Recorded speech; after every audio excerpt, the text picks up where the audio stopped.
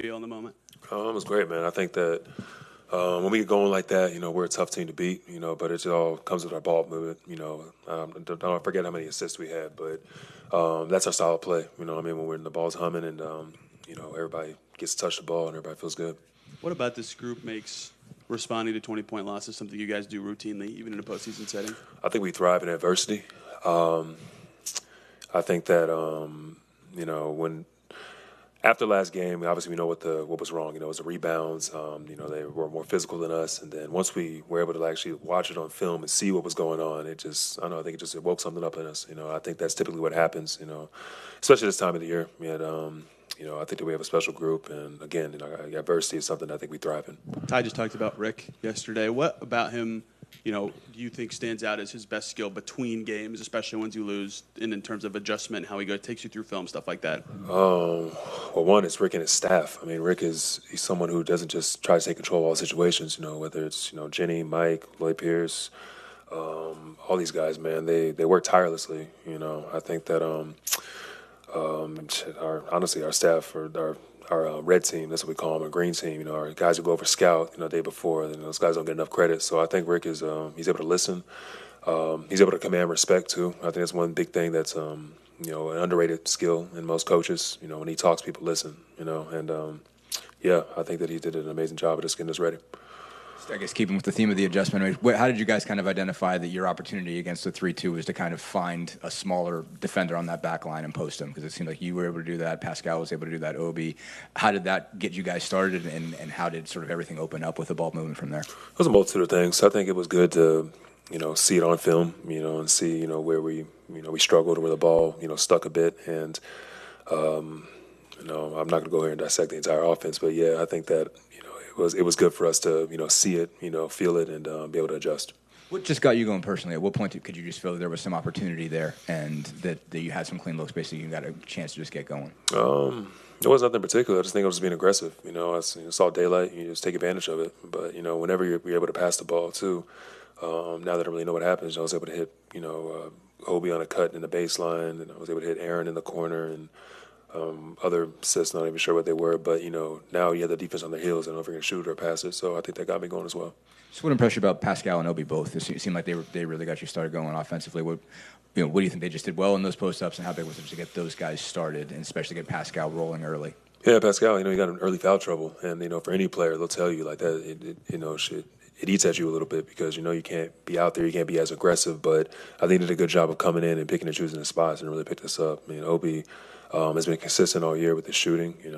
I think that he did a good job of being aggressive and going to the post. But Obi's just doing Obi things. It's nothing just very different. To me personally, I just think that he was able to be a little more aggressive tonight. You talked a lot yesterday at practice about playing with more force. What did you think about the full court pressure you guys put on the Cleveland's backcourt and just kind of making it harder for them to get into their offense early on? Yeah, no, we call it the wear down effect. Over being picked up 94 feet over the course of a 48-minute game and a 7-game series. You're going to start to feel that, and we're in shape for it. We've been preparing for it for years. Honestly, just over the past 3-4 years, we've been instilling it, and I was impressed with we was able to keep them off the glass. That was obviously a big part of our goal tonight. And I think overall it was a great effort. Myles, here in the back. After a dominant win like this, what does it do for this team knowing you're one win away from repeating, getting back to the Eastern Conference Finals? Doesn't do a thing. The job's not finished. Great quote the great Kobe Bryant. And I think that that's real. You got to be able to go into hostile territory and be able to stay focused. I think that people are going to start talking about us now. We're this, we're that. We got to keep our heads down. Keep our blinders on and just keep rolling, man. Just ignore the noise and continue to keep playing our brand of basketball.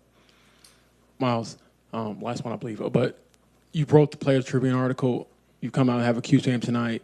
When you're like living in the moment you talked about in the article, what is that like, and what compelled you to, I guess, put yourself out there in that format? Well, to answer your first question, it's dope, man. It's just when preparation meets opportunity. I've really been.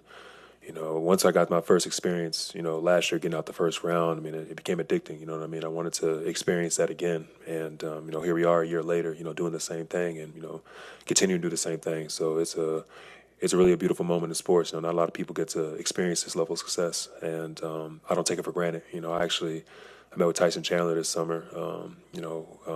Obviously has a great relationship with Rick, and I think he said he was in the league for 17, 18, 19 years, whatever it was. He said he only had 2 legitimate opportunities, to try to win a championship in that 17, 18, 19-year career. So, I don't know, where my career would take me, but living in the moment and being present is something I've been very keen on, and something I've been trying to, get our guys to, understand as well, just being in this present moment. And as far as the article is concerned, I've never had a problem being vulnerable, and just sharing my journey. And because I know I've been through a lot, but I know I'm not the only person out there who's been through a lot. At the end of the day, this is sports, man. It's entertainment. There's people go through stuff on a real life basis. So, if I can share a little bit of my, journey, or a little bit of my just my livelihood, I don't know who I'm helping out there, but hopefully it's somebody. And I think it was just a great timing, obviously, just for the city, being able to experience, us playing at a high level and just having fun with it overall. Myles, Rick had mentioned that you guys were underdogs in every playoff game so far. You probably will be again. Is it possible to still keep an underdog mentality when you have a 3-1 series lead? Absolutely. Yeah. Nah, bro. Again, this is a 7-game series at the end of the day. I think that we know the opportunity, that's just kind of like low-hanging fruit right in front of us. But, that team was number 1 in the East for a reason. They're not just going to lay down. So we got to go in there and earn the series as opposed to, just letting it just happen. All right.